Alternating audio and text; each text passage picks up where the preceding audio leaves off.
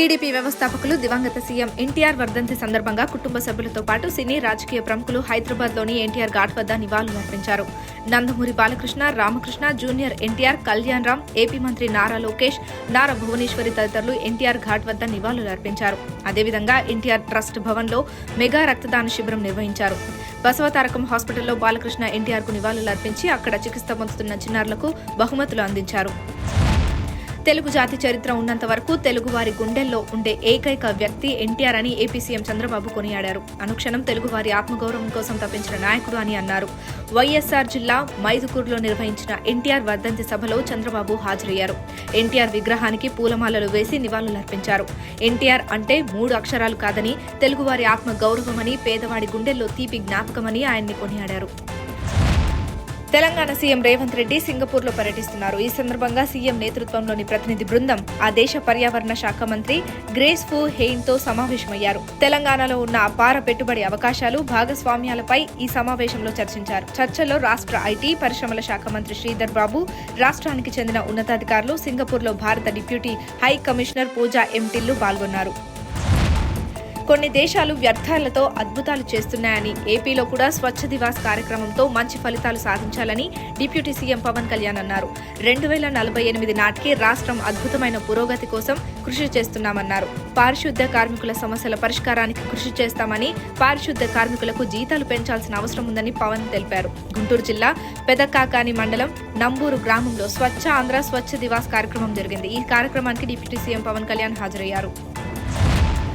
1వ తేదీనే వేతనాలు చెల్లిస్తామని చెప్పి అధికారంలోకి వచ్చిన ప్రభుత్వానికి చిరు ఉద్యోగుల కష్టాలు కనిపించకపోవడం దురదృష్టకరమని బీఆర్ఎస్ నేత, మాజీ మంత్రి హరీష్ రావు ఆవేదన వ్యక్తం చేశారు. తెలంగాణ ప్రజలకు ఇచ్చిన హామీలు అమలు చేశామని ఢిల్లీకి వెళ్లి అబద్దాలు ప్రచారం చేస్తున్నారని విమర్శించారు. ముఖ్యమంత్రి రేవంత్ రెడ్డి పాలనలో వేతనాలు అందక ఉద్యోగులు రోడ్డెక్కుతున్న దుస్థితి నెలకొందని ఆక్షేపించారు. 4 నెలలుగా పంచాయతీ కార్మికులకు, 3 నెలలుగా ఉపాధి హామీ ఉద్యోగులు, పారిశుద్ధ్య కార్మికులు వేతనాలు అందక ఇబ్బంది పడుతున్నారన్నారు. రాష్ట్ర వ్యాప్తంగా దాదాపు అన్ని జిల్లాల్లోనూ ఇదే పరిస్థితి ఉన్న ప్రభుత్వం పట్టించుకోకపోవడం దుర్మార్గమని మండిపడ్డారు. కాంగ్రెస్ ప్రభుత్వం గ్రామాల్లో ఉద్యోగులకు జీతాలు ఇవ్వలేని స్థితిలో ఉందని కేంద్ర మంత్రి కిషన్ రెడ్డి అన్నారు. హైదరాబాద్లో మీడియాతో మాట్లాడిన ఆయన 7 నెలలుగా జీహెచ్ఎంసీ పరిధిలోని వీధి లైట్ల నిర్వహణకు నిధుల కొరత ఉందన్నారు. మాజీ సీఎం కేసీఆర్ తెలంగాణకు అప్పుల రాష్ట్రంగా చేస్తే అదే విధానాన్ని కాంగ్రెస్ కొనసాగిస్తోందని విమర్శించారు. చెరువుల కబ్జాను అరికట్టే చట్టం గతంలో కూడా ఉందని, పాత చట్టానికే కాంగ్రెస్ ప్రభుత్వం హైడ్రా అని పేరు పెట్టిందన్నారు. మెట్రో 2 దశకు కేంద్ర ప్రభుత్వం సాయం చేస్తుందని, అది తమ బాధ్యత అని స్పష్టం చేశారు. దేశవ్యాప్తంగా సంచలనం సృష్టించిన కోల్కతా ఆర్జీకర్ మెడికల్ కాలేజ్లో ట్రైనీ డాక్టర్ అత్యాచారం, హత్య ఘటనలో ఈ రోజు తీర్పు వెల్లడించింది. స్థానిక సిల్దా సెషన్ కోర్టు నిందితుడు సంజయ్ రాయ్ని దోషిగా నిర్ధారించింది. ఈ కేసులో తీర్పు వెల్లడించిన న్యాయమూర్తి తాను అన్ని ఆధారాలను, సాక్షులను విచారించి అందరి వాదనల్ని విన్న తర్వాత సంజయ్ నేరం చేసినట్లు రుజువైందన్నారు. సంజయ్ దోషి అని, అతనికి తప్పకుండా శిక్షించబడాలి అన్నారు. సోమవారం ఈ కేసులో దోషికి శిక్షలను ఖరారు చేయనున్నారు. బీజేపీ నేత, సినీ నటి మాధవిలత, తాడిపత్రి మున్సిపల్ చైర్మన్ జేసీ ప్రభాకర్ రెడ్డి మధ్య నెలకొన్న వివాదం రోజురోజుకి ముదురుతూనే ఉంది. ప్రభాకర్ రెడ్డి తన గురించి చేసిన వ్యాఖ్యలపై సినీ పరిశ్రమ స్పందించలేదు కాబట్టే మూవీ ఆర్టిస్ట్ అసోసియేషన్ కు ఫిర్యాదు చేస్తున్నట్లు తెలిపింది. తన కంప్లైంట్ కాపీని మా ట్రెజరర్ శివబాలాజీకి అందజేసింది. సినిమా వాళ్లపై ఆరోపణలు చేయడం సరైనది కాదని, జేసీ క్షమాపణలు చెబితే సరిపోదని, ఆయనపై న్యాయ పోరాటం చేస్తానని మాధవిలత తెలిపింది.